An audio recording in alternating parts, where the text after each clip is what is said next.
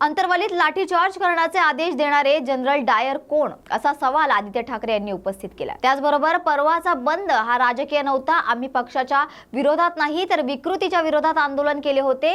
फरक हाच आहे की आम्ही विकृतीच्या विरोधात आंदोलन केलं आणि भाजपने विकृतीच्या बाजूला राहून आंदोलन केलं।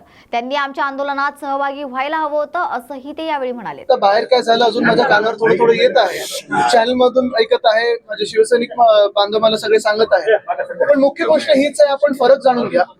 हा तर हे जे आंदोलन केलं माझ्या विरुद्ध असेल किंवा शिवसेना पक्षाच्या विरुद्ध असेल ते ह्याचसाठी केलं कारण काल शिवसेना उद्धव बाळासाहेब ठाकरे पक्षाने मोदी साहेब येत असताना आम्ही एक तिथे आंदोलन केलं महिलांना न्याय मागण्यासाठी। फरक हाच होता की ते प्रधानमंत्री आहेत, त्यांच्याकडे पद आहे, देशातली एक जबाबदारी आहे आणि जो शक्ती कायदा असेल जो आम्ही महाराष्ट्रात पारित करून केंद्राकडे पाठवलेला म्हणजे राष्ट्रपती महोदयांकडे पाठवलेला किंवा महाराष्ट्रातली आज जी कायदा सुव्यवस्थेची परिस्थिती काल वाटतं PSI एका कोयता गँगने हमला केलेला आहे।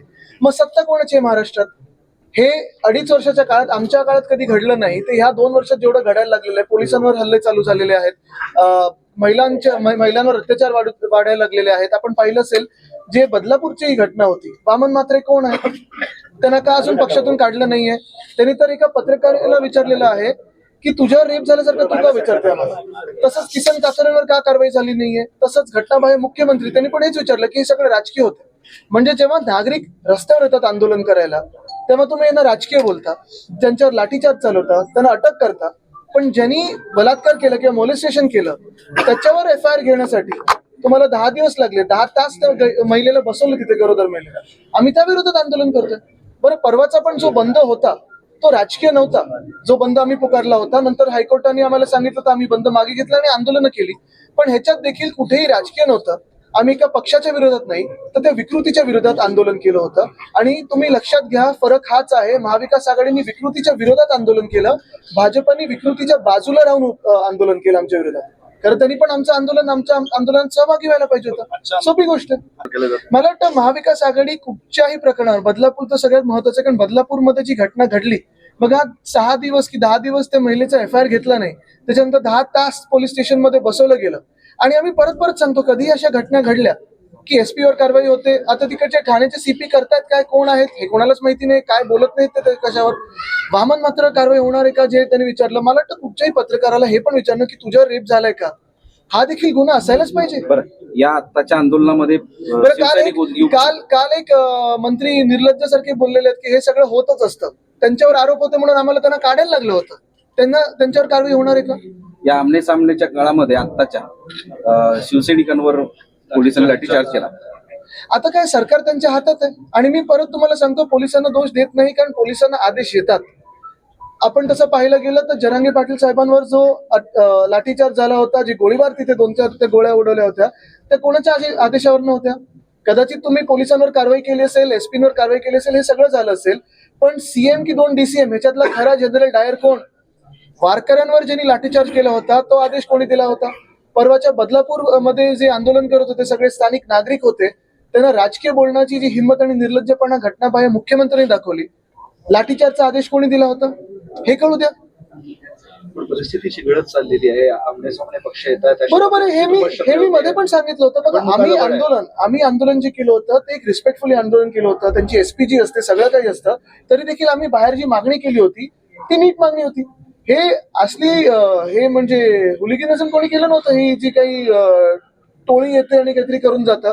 बरं, हे सगळं काय करतात, पोलिसांना समोर ठेवतात आणि मागून सगळं आंदोलन करतात, भित्रट आहेत सगळे लोक। तुम्हाला 1 मिनिट सांगतो, सगळ्यात महत्वाची गोष्ट हीच आहे की आम्ही आंदोलन एका घटनेच्या विरोधात केलं होतं, राजकीय नव्हतं, आणि प्रधानमंत्री महोदयांकडे ज्यांच्याकडे देशाची जबाबदारी आहे त्यांना जाब विचारायला केलं होतं। आज आमच्या हातात काय द्या सरकार, मग आम्ही दाखवतो कायदा कसा असतो, शक्ती कायदा आम्ही पारित करून दाखवलेला।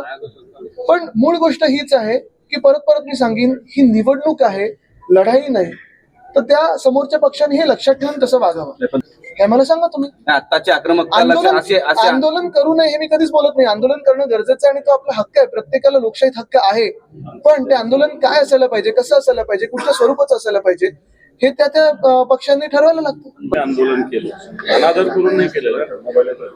भारतीय जनता पार्टी ज्या पद्धतीनं आंदोलन करत होती, व्यक्तिगत हेतून करत होती, आणि शिवसैनिकांना राग आला, शिवसैनिक घुसले, शिवसैनिकाला जे करायचं त्यांनी केलं, पोलिसांनी भाजपची बाजू घेतली, पण हरकत नाही, पोलीस भाजप सगळे एकत्र येऊन जरी आमच्यावर आले तरी शिवसैनिक पूर्ण उरू शकतात आणि ते पूर्ण उरलेले. एवढीच भूमिका. प्रतिक्रिया असू शकते काल तुम्ही केला असताना. मला नाही वाटत अशी जर असेल तर मला वाटतं तो फार त्यांचा मनाचा कोतेपणा आहे. आमचं आंदोलन देशातल्या महिलांच्या सुरक्षिततेच्या विषयी कोणत्याही व्यक्तीविषयी नाही. पुन्हा एकदा सांगतो, आमचं काही नरेंद्र मोदींच्या विरोधात आंदोलन नव्हतं, स्पष्टपणे सांगतो. आमचं आंदोलन देशातल्या क्रिया प्रतिक्रिया याच्यावर पंतप्रधानांनी भूमिका घेतली पाहिजे अशा पद्धतीने. आम्ही काही त्यांचा निषेध केला नाही, आम्ही एक शब्दांनी घोषणा दिली नाही, आम्ही आमच्या पक्षाचा झेंडा आणला नाही, आम्ही काळे कपडे घातले, काळी पट्टी तोंडाला वाटली आणि हातात चालू घेतलं, एवढंच आम्ही केलं. कुठे चुकूनही एकही शब्द आमच्या कार्यकर्त्यांनी काढलेला नाही. काही नाही, पोलिसांची काठी आमचं मनोबल वाढवत असते, पोलिसांच्या काठीनं आम्ही घाबरत नाही. पोलिसांच्या भूमिकेबद्दल मत नाही. ते पाहता मी भूमिका व्यक्त केली. पोलीस पक्षपातीपणे वागतात, ज्याची सत्ता त्याच्या बाजूने वागत असतात. खरं तर भारतीय जनता पार्टीच्या लोकांना त्यांनी इथे यूज द्यायला नव्हतं पाहिजे. पोलिसांनी आंदोलन करायचं तर क्रांती चौकला करायचं, गुलमंडीवर करायचं, टीव्ही सेंटरला करायचं. हॉटेल समोर काय आंदोलनाचे प्रकार आहे का? आदित्य ठाकरे यांचा दौरा आहे. हो, मी पोलीस आयुक्तांना रात्री फोन केला होता. ती सांगितलं होतं भारतीय जनता पार्टीनं अशा पद्धतीनं जर हॉटेल समोर केलं तर त्याला उत्तर दिलं जाईल. हे मी स्पष्टपणे पोलीस आयुक्तांना रात्री स्वतः फोन करून सांगितलेलं आहे. तुमच्या सगळ्यांसमोर सांगतो. असं असून ही जर पोलीस दखल घेणार नसेल तर मग पोलीस सुद्धा सक्षम नाही किंवा पोलीस पक्षपाती असं माझं म्हणणं. आदित्य ठाकरे पैठण दौऱ्यावर आहेत, त्या ठिकाणी सुद्धा आता रस्त्याने किंवा त्या ठिकाणी संदीपान भुमरे यांचा मतदारसंघ आहे. असं जाता या आधी सुद्धा आदित्य ठाकरे यांना विरोध झालेला त्या ठिकाणी. दौरा व्यवस्थित सुरळीत होईल. दौरा व्यवस्थित होईल. पोलीस नसतील आमच्या बाजूने तर शिवसैनिकाची ताकद आहे सगळ्या ठिकाणी, आणि जो समोर येईल त्याचा चुराडा होईल एवढं क्लिअर सांगतो. तर या होत्या आजच्या महत्त्वाच्या घडामोडी. अशाच महत्त्वाच्या घडामोडींसाठी पाहत रहा न्यूज मराठी 24/7. नवा भारत, नवा विचार.